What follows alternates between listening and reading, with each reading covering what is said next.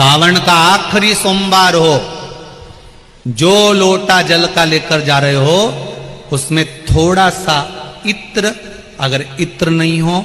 तो गुलाब की पंखड़ी, पंखड़ी नहीं हो तो कोई फूल की पत्ती उस जल में बाबा को समर्पित, इत्र हो तो ज्यादा अच्छा। आखिरी सोमवार को या सावन महीने का आखिरी दिन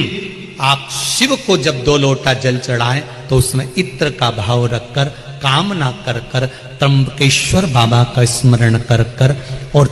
महामृत्युंजय मंत्र को जपते हुए। कौन सा मंत्र? ये वेद का बड़ा सुंदर मंत्र है, इसको चिल्लाकर नहीं बोला जाता, भीतर महामृत्युंजय मंत्र का स्मरण करते हुए।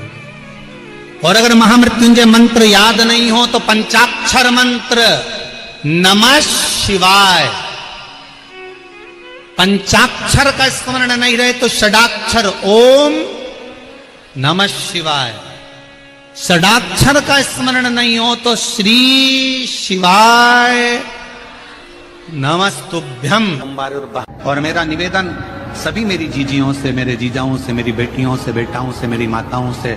श्रावण के महीने के जितने सोमवार रहें, प्रत्येक सोमवार को शंकर जी का अगर मंदिर जा सको तो ठीक है, ना जा सको तो शिखर का दर्शन, और वो भी ना कर सको तो अपने घर में जो शिवलिंग है उस पर 3 बार, 3 छोटा सा लोटा ले लो, बड़ा लोटा ले लो, कैसा भी 3 बार शिव जी का नाम लेकर 3 बार जल को अवश्य चढ़ाओ। जितने सोमवार पड़े श्रावण के महीने में आप 3 बार, भले 1 लोटा जल है उसी को रोक रोक कर 3 बार चढ़ाओ, और 3 बार चढ़ाओ। जैसे शिव मंदिर में 3 ताली का नियम है, सावन महीने में 3 लोटा हाथ, 2 लोटा जल पर रुककर 3 बार अगर जल चढ़ाया जाता है तो ब्रह्मा, विष्णु और महेश उस जल को स्वीकार कर कर तेरे घर का भंडार भर दे। 3 बार सावन के महीने में किसी भी एक सोमवार को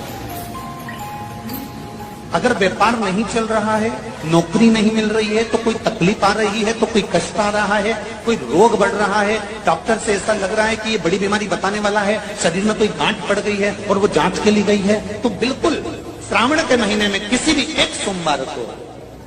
गंगा जल लेकर जाइए शिव मंदिर में। शंकर जी के मंदिर में थोड़ा सा गंगा जल नंदी को समर्पित कर कर, थोड़ा अशोक सुंदरी को समर्पित कर कर, थोड़ा गणेश और कार्तिकेय को समर्पित कर कर, थोड़ा सा गंगा जल जया, विषहरा, शामरीबारी, दौतली और देव को समर्पित कर कर, थोड़ा सा गंगा जल शिवलिंग को समर्पित कर दो। उस गंगा जल को वापिस झेल कर लेकर आओ। 3 दिन तक लगातार उस गंगा जल को पीना प्रारंभ करो। उसके बाद जांच के लिए आप कहीं पर भी जाइए, बाबा कृपा जरूर करेगा, ये निश्चित था।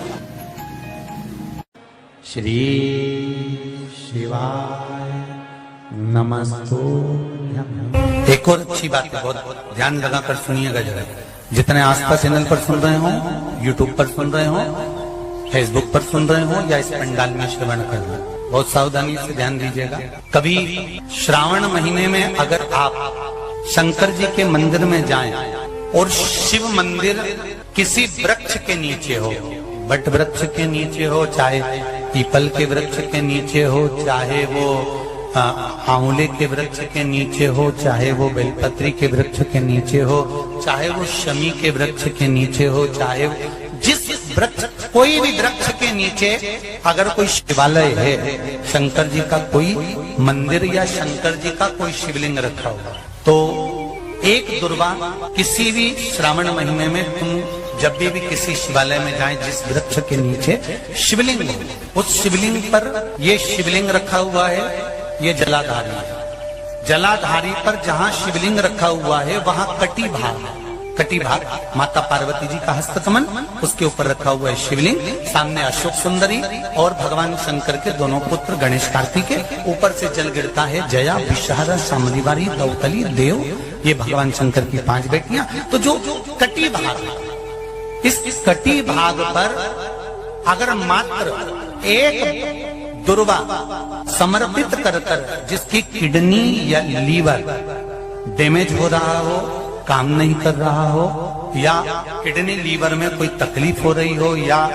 डायलिसिस चल रहा हो तो मात्र एक दुर्वा उस कटी भाग पर श्रावण महीने में समर्पित कर कर उस दुर्वा के 7 टुकड़े कर कर 7 दिन प्रतिदिन सुबह के समय पर उसको चबाकर खा लेने पर या निगल जाने पर धीरे धीरे धीरे धीरे डायलिसिस बंद होने लगता है और किडनी लीवर अपना काम करना प्रारंभ कर देते हैं। एक दुर्वा, कितनी दुर्वा? एक दुर्वा,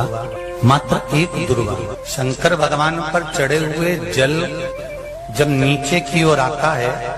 जिस जगह पर जल गिरता है उस जगह पर मात्र एक दुर्वा अपनी कामना कर कर इस शरीर के सुख के लिए शंकर भगवान के जल गिरने वाले स्थान के पास में अवधूतेश्वर महादेव के नाम से रख दी जाती है तो जिंदगी में कभी बड़ी बीमारी नहीं आती। उसी तरह इससे रोग को समाप्त करने के लिए दुर्वा का प्रयोग किया गया। आप लोगों ने पूर्व में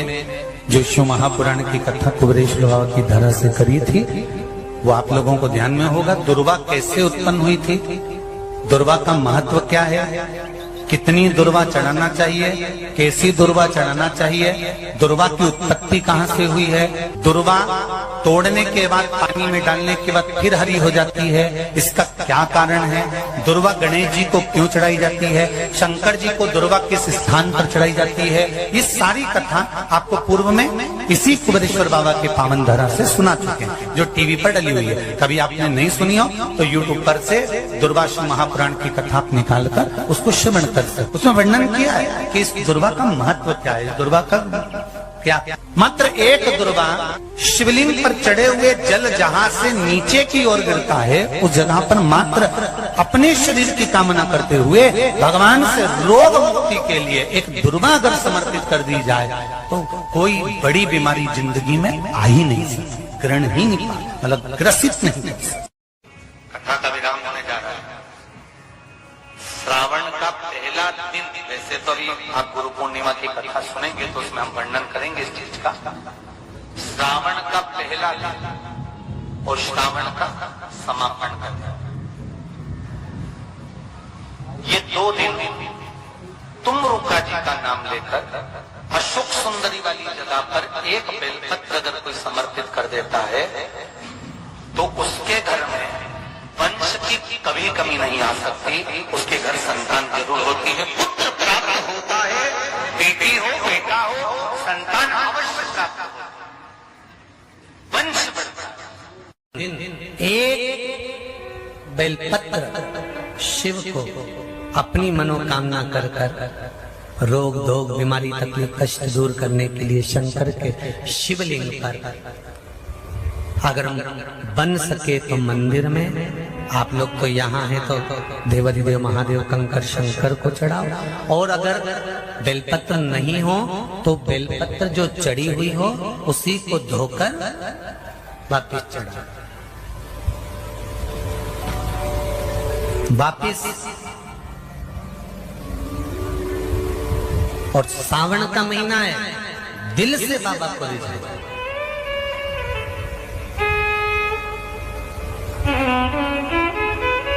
हम धर्म करने के चक्कर में,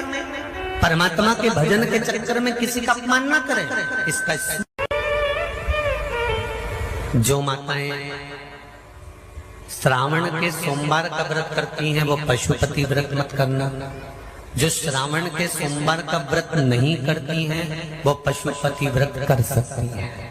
उनको पशुपति व्रत करने का मना नहीं। पर यदि श्रावण का व्रत आप पहले से करते आ रहे हो, श्रावण महीने का व्रत करते आ रहे हो, या श्रावण के महीने में तुम सोमवार करते आ रहे हो, तो फिर पशुपति व्रत ना करते हुए इसको 1 महीना, भले 2 हुए हो 3 हुए हो 4 हुए हो, रोक दो। फिर अगला जब श्रावण पूर्ण हो जाए फिर जो सोमवार आए फिर चालू कर दो। पर अगर श्रावण का व्रत करते हो तो, और अगर श्रावण का व्रत नहीं करते हो तो पशुपति व्रत चालू है,